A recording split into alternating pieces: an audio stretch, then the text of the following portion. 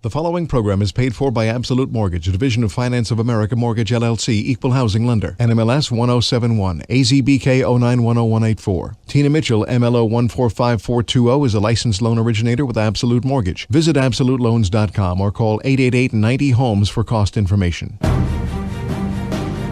You're listening to The Money Hour with your host, Tina Mitchell, sponsored by Absolute Mortgage, a division of Finance of America Mortgage. Now, in the studio, local mortgage and finance expert, Tina Mitchell. Welcome to the Money Hour on 1150 AM KKNW, the Saturday, January 9th show. I'm your host and mortgage expert, Tina Mitchell, bringing in expert advice and inside knowledge on today's events and our local economy and how it can affect your money. Well, we made it. It is a new year, 2016, and through the show this year, I want to make sure that you're having the best financial year that you possibly can. If you're hearing my show at a different time or day, you're listening to a rebroadcast, but I'm here to answer any questions or connect you with the guests that I have in studio today. Please call the show at 1-855-400-1150. Again, that's 1-855-400-1150 or online at themoneyhour.com. And the lineup for the show today, Ryland Taniguchi with the Ryco Group. With the real estate market heating up, many people are getting into flipping houses. So Ryland's in studio today to share how to do it and how to be successful. Also in studio, I have Dr. Chapek with Amino Clinics Northwest. In my 5 years of doing the show, I've never had a topic in studio that I've brought like this, so I'm very excited. We're going to talk about your financial life, the importance of it, and how it connects with protecting by protecting your brain. So it's going to be a great opportunity, actually protecting your brain health. It's going to be a great topic. Also in studio, I have Brittany Hannigan with Northwest Group Real Estate. Is now the right time to sell, and are you going to be maximizing your profit and netting the highest profit that you can with the sale of your home? So that's a conversation I'll be having with Brittany today. Great information and great guest in studio. For more information on any topics discussed or topics that you'd like to bring in for me to bring into the show, please call the show at 1-855-400-1150. Again, it's 1-855-400-1150 or online at themoneyhour.com. And let's go ahead and start out today with a little money chat. Money.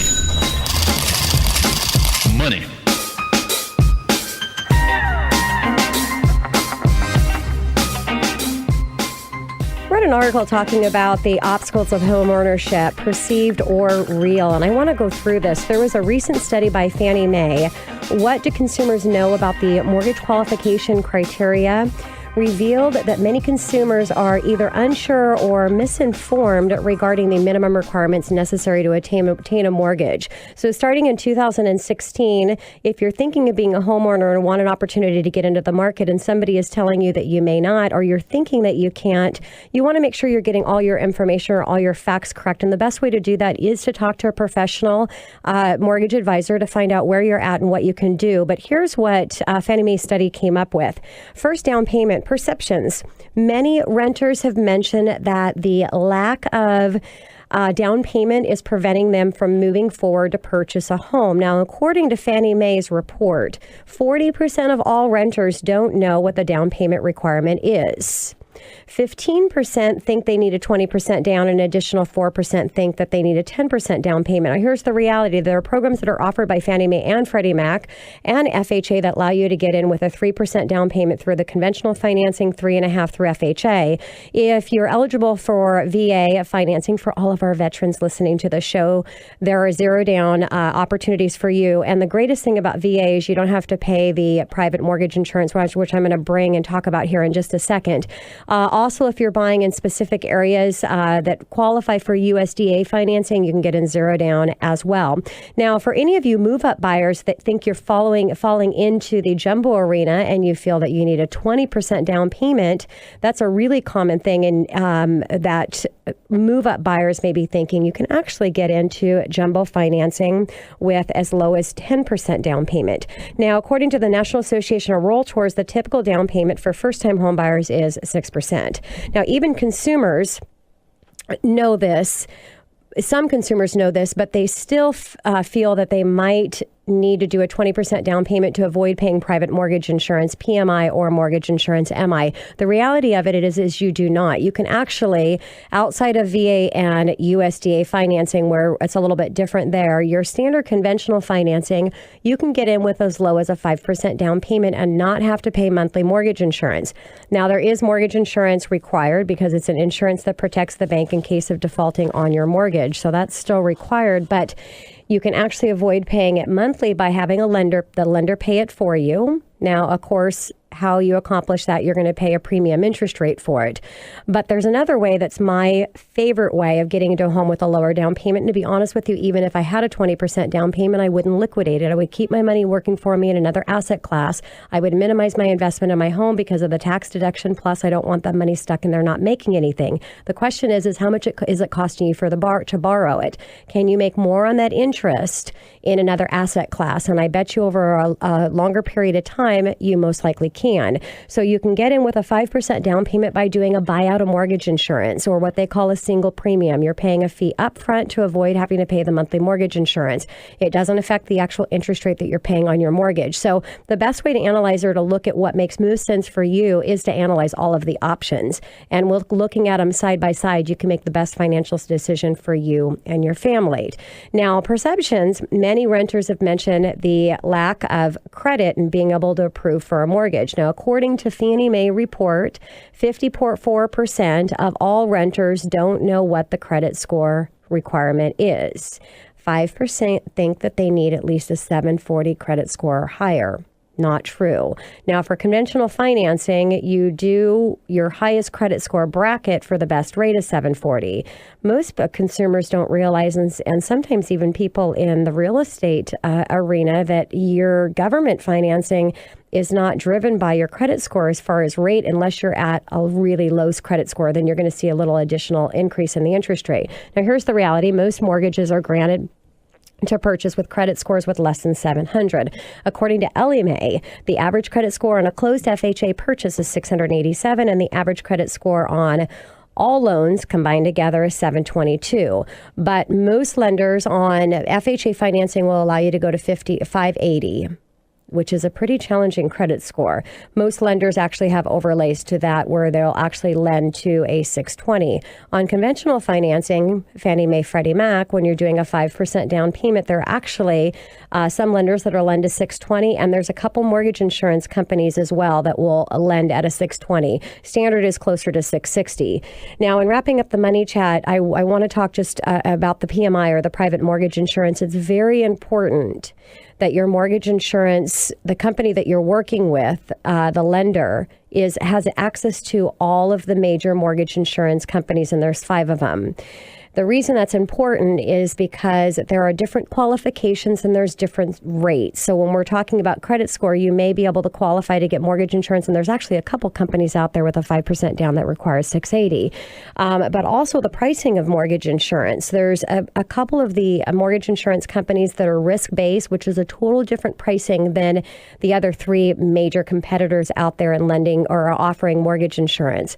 And it's based on what your debt-to-income ratio is, based on your qualifying credit score. So there's a lot of factors that you could see a substantial difference in the cost of mortgage insurance. So that's important.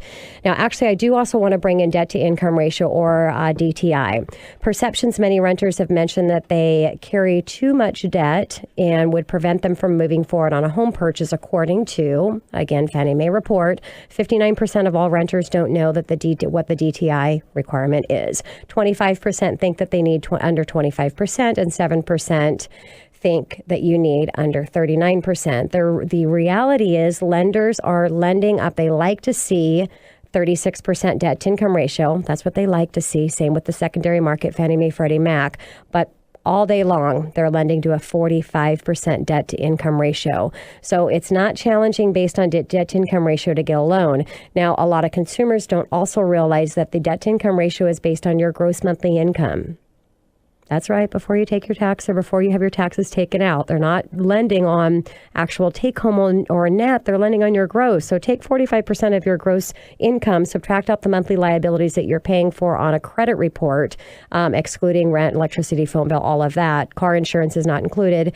And then that will show you what lenders are lending up to. Now, a little scary here, but the reality is the government financing, FHA and VA, are actually lending easily to low 50s and sometimes even higher. So the point in this conversation from Money Chat is just to encourage you to pick up the phone, consult with a professional, and find out where you are before you make a decision that you can't do it, because we're in a very great market. Property values are still increasing, and anticipation is they will do so for 2016, and the interest rates are still at a historical low.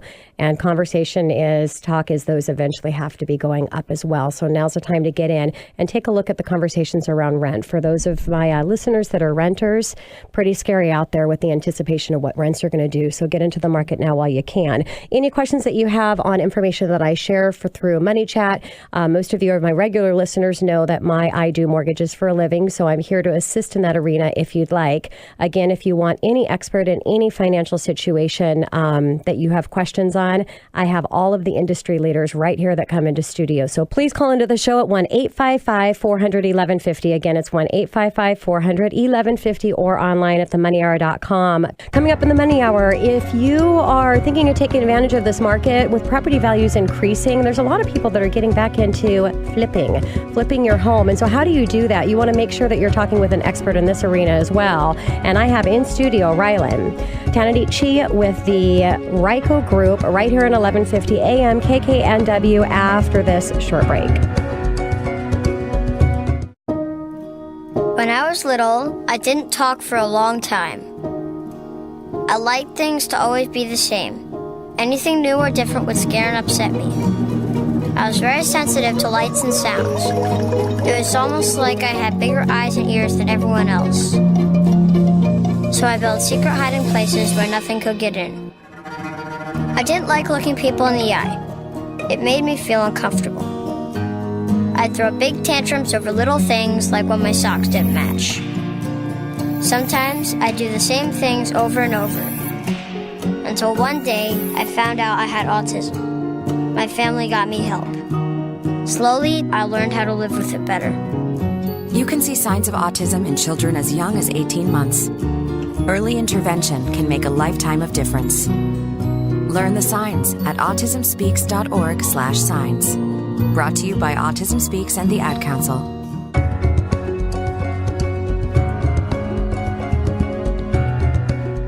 You're listening to The Money Hour with your host, Tina Mitchell, sponsored by Absolute Mortgage, a division of Finance of America Mortgage. Now, in the studio, local mortgage and finance expert, Tina Mitchell.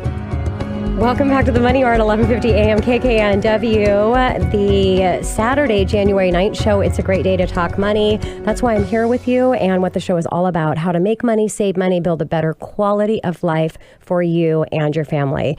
If you're hearing my show at a different time, you are listening to a rebroadcast, but I am always here to answer your questions, and you can call the show at 1-855-400-1150, or you can go online at themoneyhour.com. Also, if you'd like to connect with any of the guests that I have in studio, make sure that you reach out as well.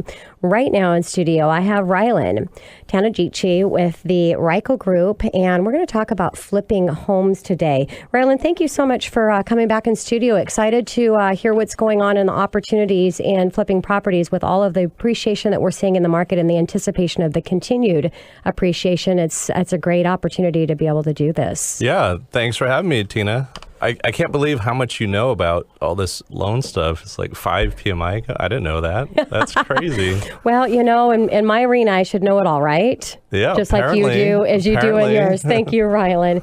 And a little bit about Ryland. Ryland's been investing in real estate since 2000. He is a builder, developer, a general contractor, and a realtor. He owns 172 cash flow rental properties and develops 100 houses every year. And with this, he obviously has the experience needed to share a wealth of advice. So again, Ryland, I just think this is a great topic. That's a lot of houses. No, that is a lot of houses. Can you explain how you get that done? Trying to keep track of all that is ridiculous. We got to have a team helping out. Yeah, absolutely.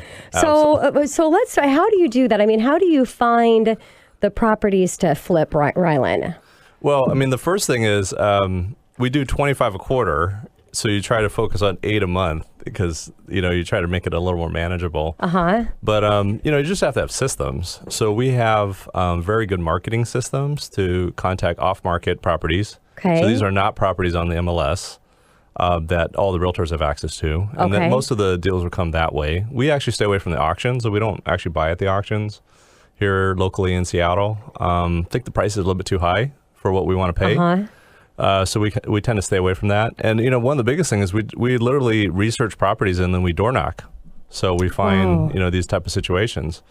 So it's definitely difficult, but you got to have a good system in place. Yeah, well, just like anything else. And if I've known you for a while, Ryland, and I know that you are definitely a systems guy. And it's interesting to say about the purchasing auction, because I think that's probably the most common way that people are purchasing and flipping properties is they're going down to the auction house. So an opportunity honestly, to do something a little different. In my opinion, if you're going to the auction, you're paying too much. Yes. At least here in Seattle, maybe in other parts of the country.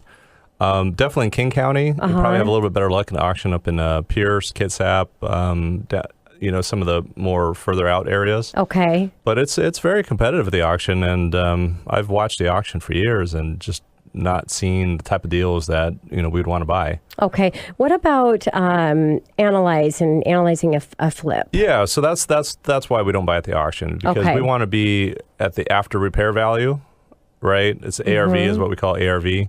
We want to be at 70% of that minus construction costs, and that has to be calculated correctly. When I do my ARV calculations, I actually flipped houses back in 2008 when the market crashed. Okay. So I kind of remember all those data points from back then, and I try to keep that in mind because, a lot of us expect the market to be hitting some, maybe not a big crash, but some kind of slowdown, maybe in the next year or two.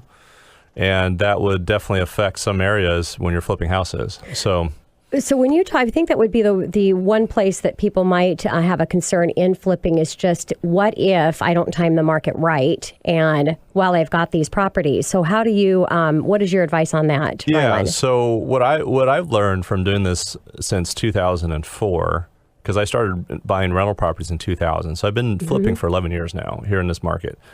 And what I've learned is the low price point stuff. So I like to find houses under $80,000. Okay. We do a lot in Olympia, Arlington. I was going to say, where are you finding Tacoma? I mean, believe it or not, we find houses for $50,000. Really? In Seattle, right? That's crazy. But it's like Tacoma or, Lacey, Olympia, areas like that. I find that the low price range is not as affected as much by the market crashes. Okay. So I like the lower price range properties to flip. Or it's going to hit them. It can't go lower than 50 grand, right? Yes. So you hit the low part of the price range, and then you hit the hot areas. So Bellevue, Wallingford, Mercer Island, Ballard, Queen Anne, areas like that are always been hot. If you stay in the low end and the hot end, you're probably going to do fine because wasn't that much affected in 2008. Okay. The areas that get crushed are everything in between. So Renton, Auburn, West Seattle, Lake Stevens. You got to be careful flipping there. So for us, we want to get a better deal if we're in the middle price ranges. Yeah, and I mean, obviously the whole market was affected when the market crashed, but it's affected a less amount, and it kind of follows, and so it takes a little longer for those markets to hit, correct? Yeah, like in Ballard, prices went down 25, 50,000. Anything on Wallingford, didn't matter, 08, 09, those properties were going fast. Wow. Some areas you just can't find properties, so when the market crashes, people still want to live there. There's more demand than supply. And you'll be okay if you stay in those areas. But you got to buy it right. 70% of ARV minus construction costs is very difficult to find. So let's talk about the profit then. So what are you realistically looking as far as profit? Yeah, typically when you flip, a lot of people don't realize that you have to buy the property usually half of what what it would be on the MLS. Okay. Because you got 10% that's going to go to closing costs. You have to use agents. Right, even if there's no way around it. If you're going to sell the house fast, you got to use a real estate agent. Of There's course. no way around that. Yep. So you're looking at 10%, and then you got 5% for holding costs. So just off the bat, you already lost 15%, in all the closing costs and holding costs. So if you want to make any money, you have to buy it at 30% of what it will sell for at the after repair value. Okay. And then you got the rehab costs, so you got to factor that in. So by the time you end of it, if you're going to sell it for $300, a lot of times you got to buy it for $150. Wow. So it's you got to get some good deal in order to have a safe profit margin. And being able to find those good deals and really making sure that you're getting the best property in, more than even any other type of real estate, you really need to make sure that you have that expert that's taking care of you. Yeah, Understands it's hard to find, market. and it's really hard for smaller. We've been doing it for a long time, so we have a lot of relationships. We have a lot of systems in place. I noticed that maybe 5% of the flippers are doing 95% of the volume. Yeah. It's very hard for people to find a single deal, for us to keep finding 10 deals a month that fit this criteria. You got to have a pretty good system in place. Yeah, it makes sense. Things like that. Yeah. What about the value of seller subordination, Ryland?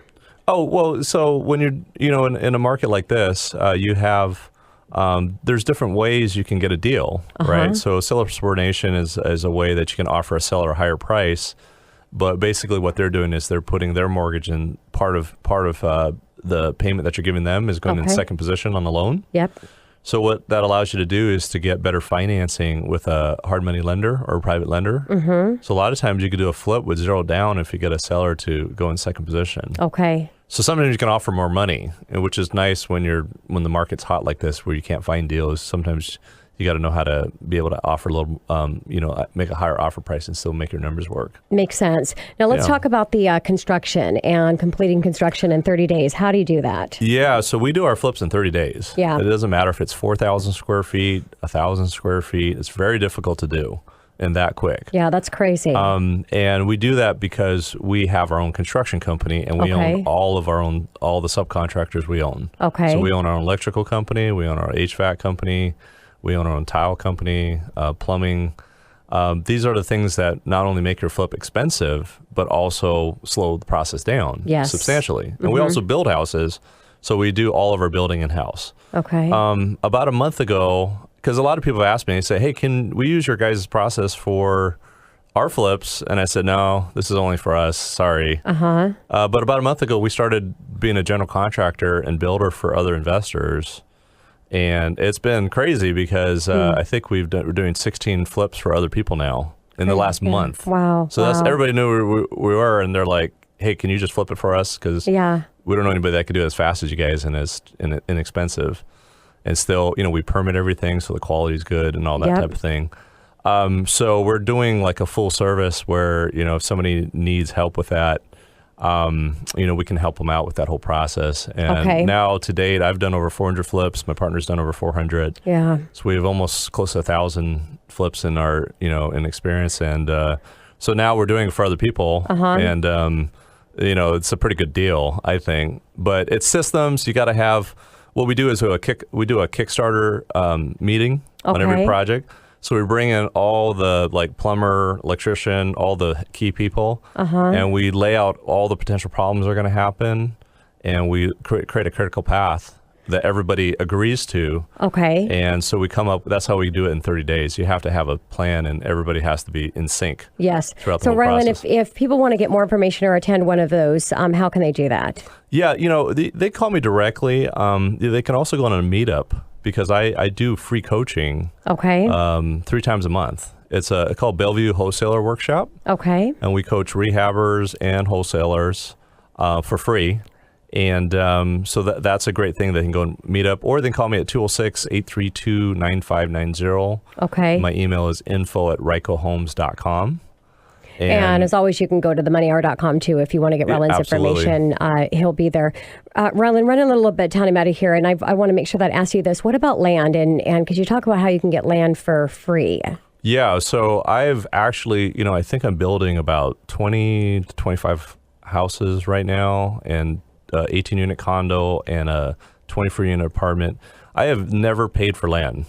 So how is that possible? What you do is you find a piece of land and you subdivide it, and then you get a piece of land for free. Got it. So that's what we do on everything. We don't actually buy land. Wow. And you use the equity in your land as a down payment to purchase the property. Okay. As a down payment on the construction loan. Got it. Yeah, so that's what we do. So tips on land and what you should really be looking for before I take us to break. You got to know the zoning extremely well, highest and best use, ingress, egress, how you get in and out on the land. And it's, a lot of people miss these deals. I just found a deal on the MLS, was on the market for 47 days. I'm going to make $500,000 on it. We can build 2 townhomes and a skinny mini on Rainier Avenue. And everybody saw this and nobody saw the development opportunity. And there was literally 3 lots that we subdivided it to that were all worth $130,000, and we paid $420,000 for the property. Wow. So we got a property on Rainier Avenue, 3,400 square feet for $30,000. For the realtors out there, right? Tell me you can find a $30,000 house for 340 square feet in Seattle. Sure. That doesn't happen. Yeah. But if you learn what you're looking for, then you can look for stuff like that. Yeah. So, again, if you want to talk with Ryland, call the show 1-855-400-1150 or go online at themoneyhour.com. And if you're looking at doing something in the flipping arena, that's his expertise and what he does. Ryland, thank you so much for coming into studio today and sharing your information. I really appreciate it. Yeah, I really came out to hang out with Tina. So you're so sweet. That was the main reason for me coming out. So. Ryland, thank you so much. And coming up next on the Money Hour, how can you invest in brain health and help your financial situation, your financial life? I have Dr. Chapek with Amen Clinics Northwest right here at 1150 AM KKNW after this short break. Isn't it time to get the right answers? Whether you or a loved one struggle with attention, anxiety, depression, mood problems, autism, obsessive-compulsive disorder, addictions, weight, memory, learning, or behavioral problems, the Amen Clinics can help. At the Amen Clinics, they specialize in powerful brain imaging called SPECT that, when combined with detailed clinical histories, paints a clear picture of your brain. This is called the Amen Clinics method.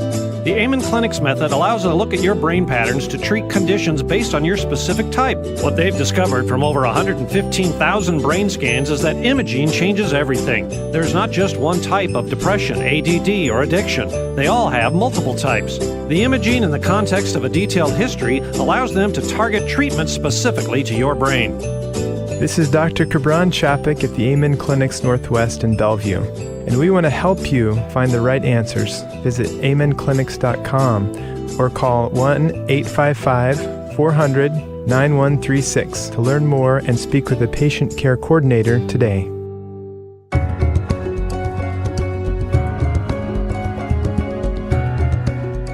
You're listening to The Money Hour with your host, Tina Mitchell, sponsored by Absolute Mortgage, a division of Finance of America Mortgage. Now, in the studio, local mortgage and finance expert, Tina Mitchell.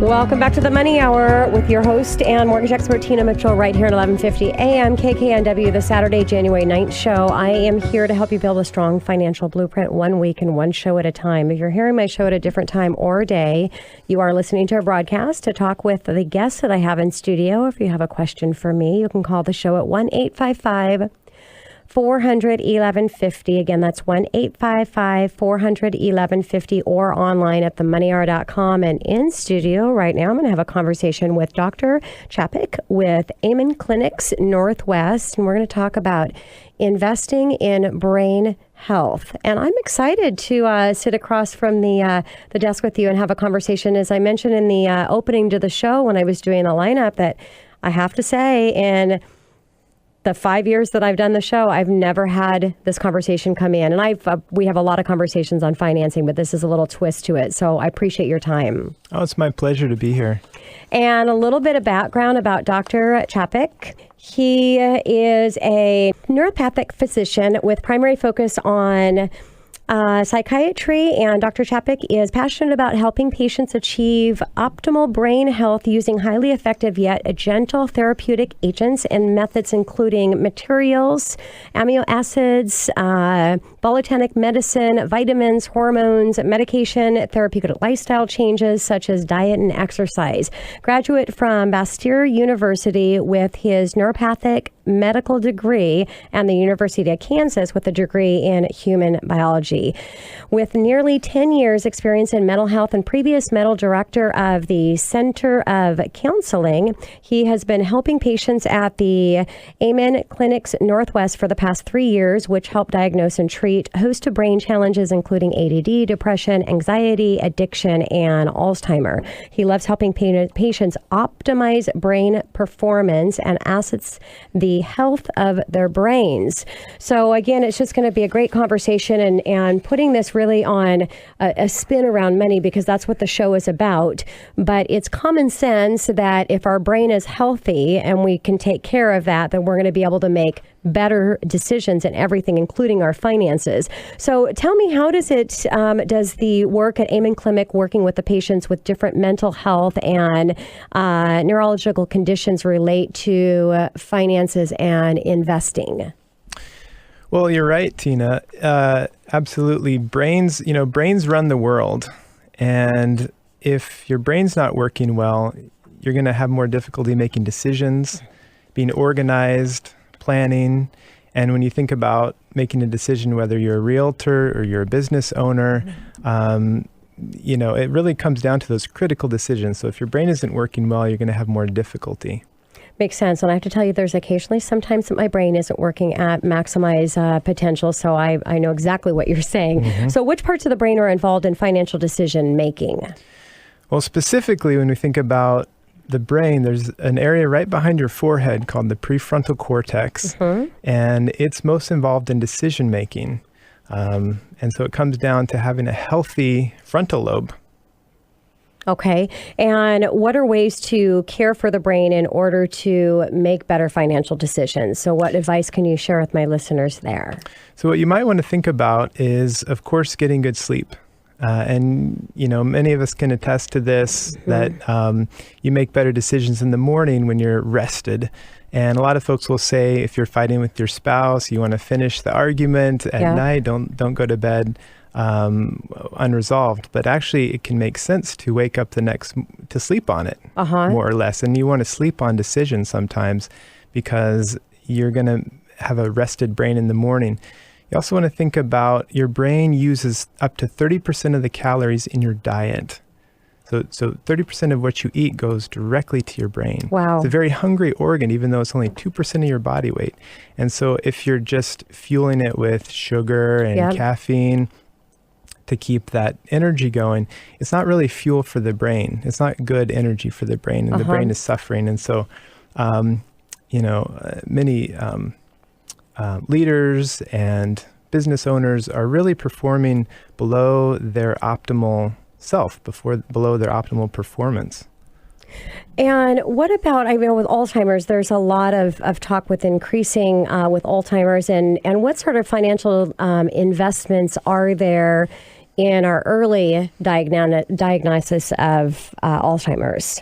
I'm glad you brought that up, because it's a huge epidemic that's sort of on the rise. Like 1 in 3 individuals above age 80 is going to be diagnosed with Alzheimer's disease. I mean, it's scary. And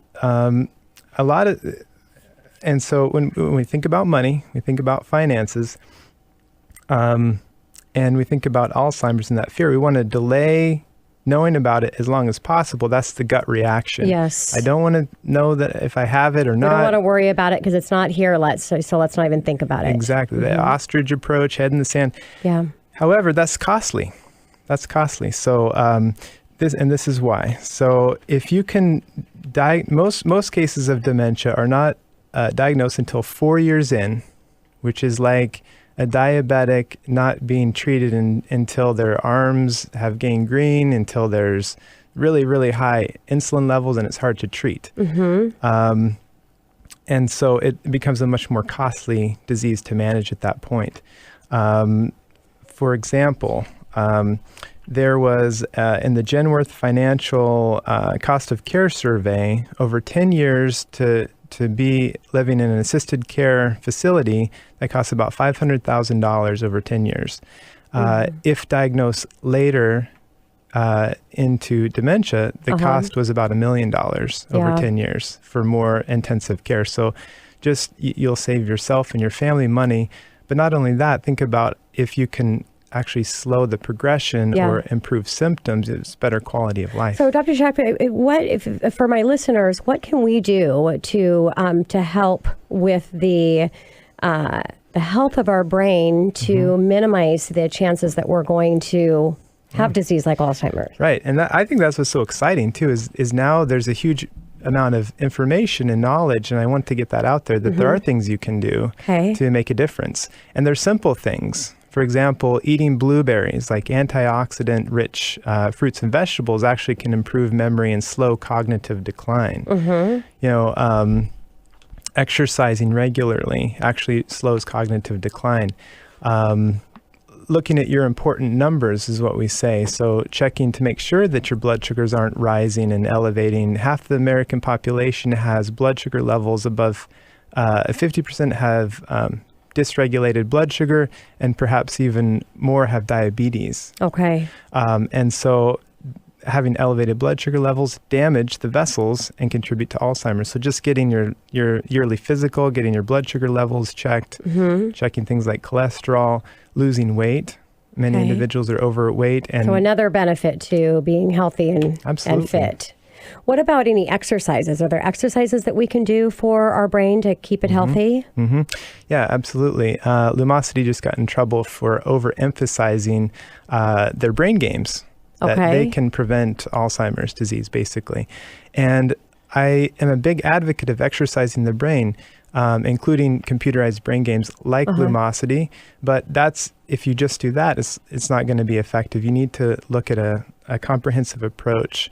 UCLA proved this 2 years ago. They did a study where they took 10 individuals who had mild cognitive impairment, and they were actually able to reverse that in 9 out of 10 of those individuals by putting them on a comprehensive program, meditation, exercise, eating a lower carbohydrate diet, so more vegetables and protein and healthy fats like lean meats, and less carbohydrates like rice and bread and things like that.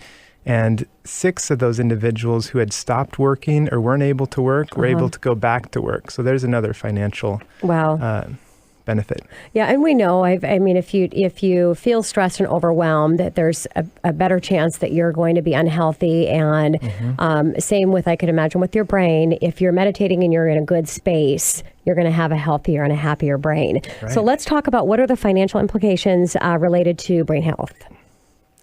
So in addition to making good decisions, I think about it in 2 ways. So both preventing disease and then optimizing performance. Okay. And so things like you can exercise your memory and improve your memory, which may help you. Say you're a realtor and you need to remember lots of names or lots of potential investments. Okay. And so that's going to help you in your workplace and every day. Yeah. And then we're going to slow down, disease and improve things like depression, anxiety, which, if you're a business owner, senior executives, 25% have some psychological, like depression, anxiety, ADD that's untreated. Yeah. Wow. And I have to say that I'm a young 47. I'll be 48 this year, and I do have some issues occasionally with remembering names. Sure. So how can you improve this? Well, the things that you've mentioned, is there any additional? Well, the other thing, since you're nearing 50, the age of menopause. That sounds a lot worse than young 47. Young 47 is new. So what else can I do, your brain Dr. Chapek? It's very young and vibrant, I'm sure. And yes. We just need to optimize it. So looking at hormones would be another area to investigate. All of us, men included, need to check things like testosterone, estrogen, progesterone, and optimize those to really maintain good cognitive function later into life. Dr. Chapek, I'm going to need to take us to commercial, but I want you to give a call to action for my listeners and how they can have a healthier brain, and which is ultimately going to be a healthier life and a healthier family, healthier family.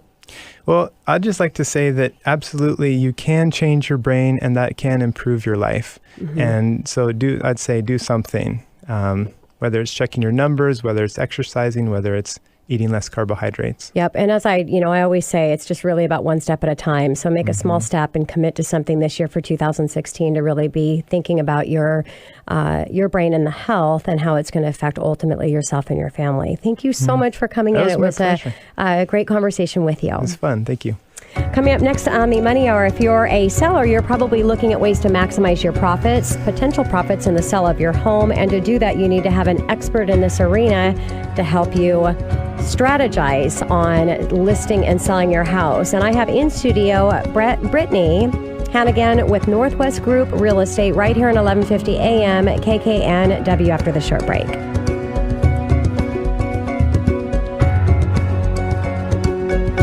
Isn't it time to get the right answers? Whether you or a loved one struggle with attention, anxiety, depression, mood problems, autism, obsessive-compulsive disorder, addictions, weight, memory, learning, or behavioral problems, the Amen Clinics can help. At the Amen Clinics, they specialize in powerful brain imaging called SPECT that, when combined with detailed clinical histories, paints a clear picture of your brain. This is called the Amen Clinics method.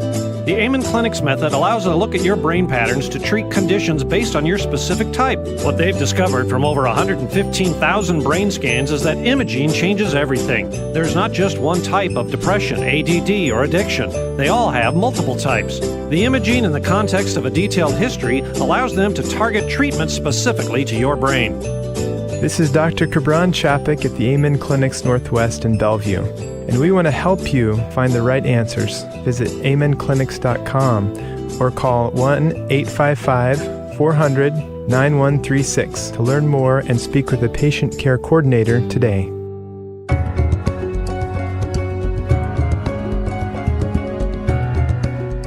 You're listening to The Money Hour with your host, Tina Mitchell, sponsored by Absolute Mortgage, a division of Finance of America Mortgage. Now, in the studio, local mortgage and finance expert, Tina Mitchell. Welcome back to the Money Hour. I am your host and mortgage expert Tina Mitchell right here at 1150 AM KKNW, the Saturday, January 9th show. I bring into studio each week the best of the best, experts in all areas regarding your financing and your money and help us in today's economy. If you're listening to my show at a different time or day, you are listening to a rebroadcast. You can call the show at 1-855-400-1150. Again, that's 1-855-400-1150 or online at themoneyhour.com. And you can connect with the amazing guests that I've had in studio or give suggestions on any topics you'd like me to bring into studio. Right now, I have Brittany Hannigan with Northwest Group Real Estate, and we're going to talk about sellers and maximizing profit and the things to do and not do. Brittany, thank you so much for joining me in studio. Thank you for having me. I'm so excited to be here with you today. I am too, to definitely give my sellers wealth of information in that arena. And a little background about Brittany. Brittany has been practicing real estate since 2007 and is a member of the National Association of Realtors. She's graduated of the University of Washington, earned 2 degrees in communication and sociology with the emphasis on sales and marketing. Now, Brittany began her career in 2007 working as assistant in one of the top agents at Windermere Real Estate in Bellevue, Terry Foster, which I've had Terry and her team in studio before.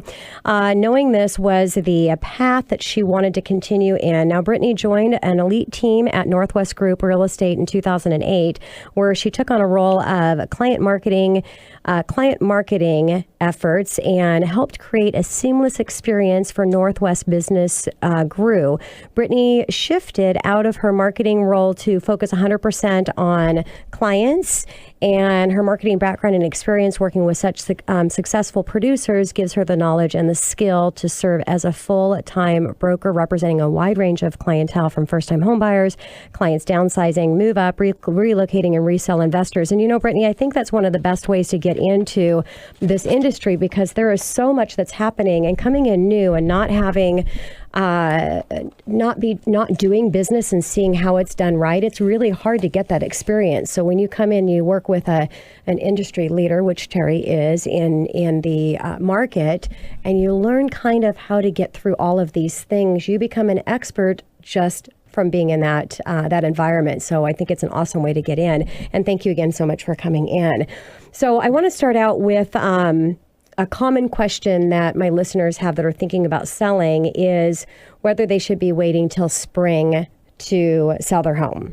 Absolutely. This is a question I get quite often. Actually, it's kind of more when I began in the market back in 2007. I think it was just a common perception that a lot of sellers thought, it was the best time to list your home because, the flowers are blooming, everything just shows that much better. But the reality is Seattle, we've had such low inventory that really a lot of the buyers that wait until the spring to buy, they're not finding the properties that they anticipated to get. So they're still looking in the summer, and the buyers that started their search in the summertime are looking, well into the winter. And so it's really taking that much more time to find your desired property. So with that said, I always, I tell sellers, you really can list any time of the year, just given how low the inventory levels have been. With that said, I do recommend, hold off during the holidays, Christmas, even December. I mean, it's kind of a tough month with people traveling and so much going on that it's typically, if they were wanting to list in December, I'd say, hey, let's just wait till the first of the year.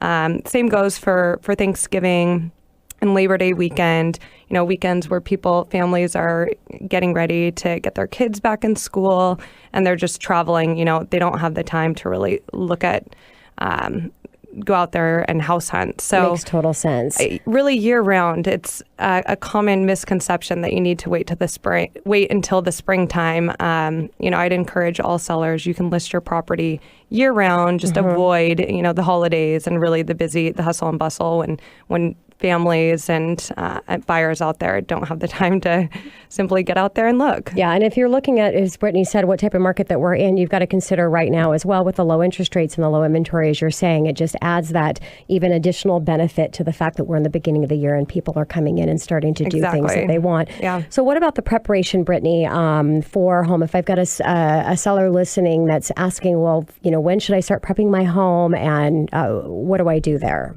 So it always depends on what their timeline is. And, the sooner that you want to list your home, the better. The more time you can provide yourself to get the home ready, the better.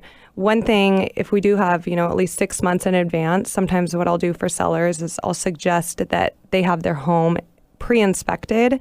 So they actually hire an inspector to come out and take a look at any potential problems, if the roof has is kind of at the end of its life, or if the gutters need to be cleaned and any maintenance issues, because that way the seller, they know upfront issues that they may be facing when it comes down to having their home listed and then have buyers going through the inspection process. So this is it's one way to basically address any potential problems that a seller could do their due diligence and take care of prior to getting it listed and bringing it on market. Because ultimately, as a seller, you really want your home to appear and remain as, you want it to be seen in the best light. So although, you may be investing some money up front, this is also, money that you'll save in the end, because any buyer out there would come across these issues during their own pre-inspection or inspection anyway. Makes total sense.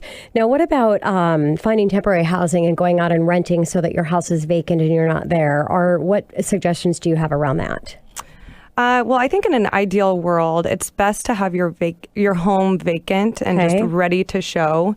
I always encourage my sellers, if they are going to be living in the home during the sale of it, I've often had clients, they'll move in, maybe with their in-laws temporarily, or even go on a vacation for a week, just so they're out of the home and they can maximize the showings for any potential buyer. So that is the ideal situation. As we know, and as most people have been hearing out there, it still is a seller's market. So, if the home is priced properly, it's going it's going to sell in this market. And that's what I say is the house is going to sell. It's just a matter of what profit are you going to make. So I would imagine, going through that with you and finding out how much more money am I going to make if I do temporary housing versus staying here. And then you can weigh it out if it's convenient for you or not. Exactly. Yeah, definitely. Yeah, so what are your feeling as far as a seller's market and what we're going to see for 2016? Continuing to be a seller's market? What's your crystal ball say there? I mean, I think you're more of the expert on this end, but I should be asking you. But in reality, I mean, I don't foresee anything changing in the foreseeable future. It's been a seller's market for quite a while, and I think with so many people and corporations moving into Seattle, there's so much growth, and I notice, on a daily basis, from rental properties to purchasing a property, rent has only been increasing. Yes. The values of home, I mean, they've remained somewhat steady, but have also increased slightly. I mean, there's way too many buyers out there in this market and not enough inventory that we're not going to have any dramatic change in the foreseeable future from my belief. I totally agree with you. And what about clients in how you're coaching them and pricing their home? Because you see clients that price higher to feel that make sure that they're not getting a lowball offer. And then you have clients that are pricing strategically lower than what the market. And so there's a spot there that you should be. Can you talk to my listeners about that? Absolutely. Yeah, it's the sweet spot. You want to price at market value. And this is something that I cannot stress enough with my sellers. Oftentimes they have inquired, well, it is such a seller's market, so can we price higher? And I always say, the market, we're going to price it at market value.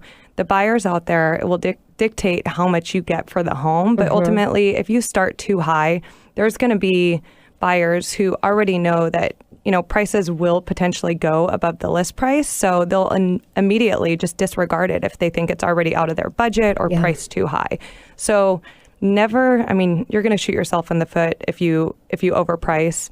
On the flip side, it's also you can have a lot of trouble if you underprice, which sadly a lot of listing agents are encouraging their sellers to price low so that it can increase the buyers and the interest out there. But the problem is why are you going to waste all these buyers' times? Put yourself in their shoes. And if your home's worth $500,000, don't list it at $400,000 just to get more interest. Okay. Really what it comes down to, I'll tell my sellers, I'll say, if we list your home at $500,000, are you going to be comfortable accepting their price? You never want to accepting, this as an offer price. I would never list a home and have my sellers expect to get more, and when they actually receive a list price offer, them to be disappointed. So you have to be realistic, price it at market value, and that's why you hire an agent to do, all of their due diligence, look at all the comparables in the area, and see what things are actually going for. Makes sense.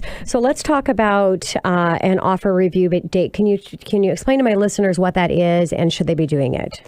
Absolutely. Yeah, that's another thing that a lot of sellers are not even familiar with when we're discussing the process of listing their home. And it's pretty common in this market, especially with, for how little inventory there is. When something pops on the market, usually buyers, their agents will encourage them to take a look as soon as possible.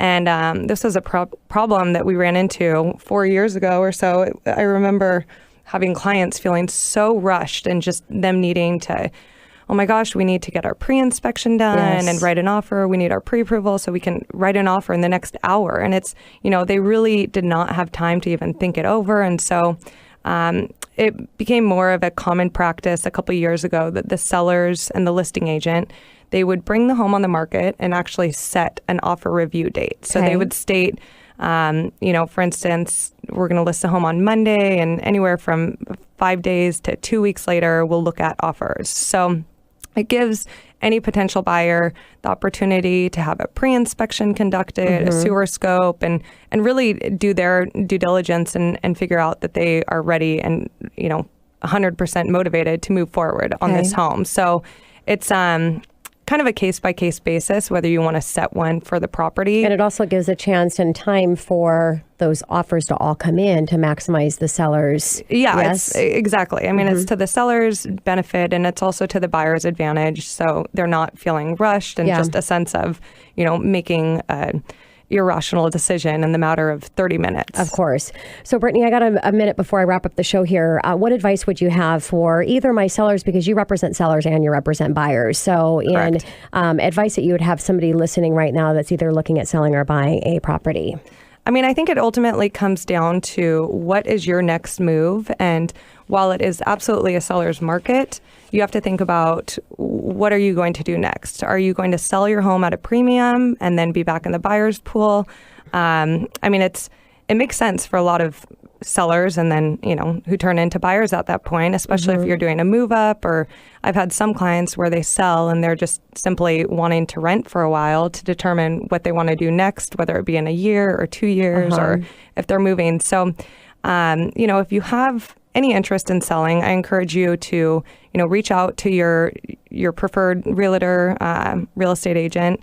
I'd be happy to, assist you as well. And, but ultimately, just you need to have the discussion of what your home is worth and what your next step is.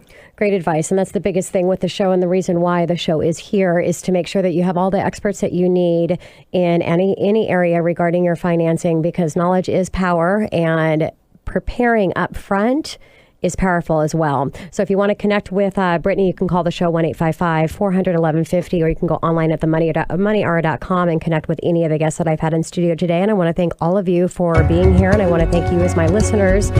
This is your host and mortgage expert Tina Mitchell signing off for the day. Enjoy the rest of your weekend, and as usual, I will be here next week, same time, same place, right here at 1150 a.m. KKNW.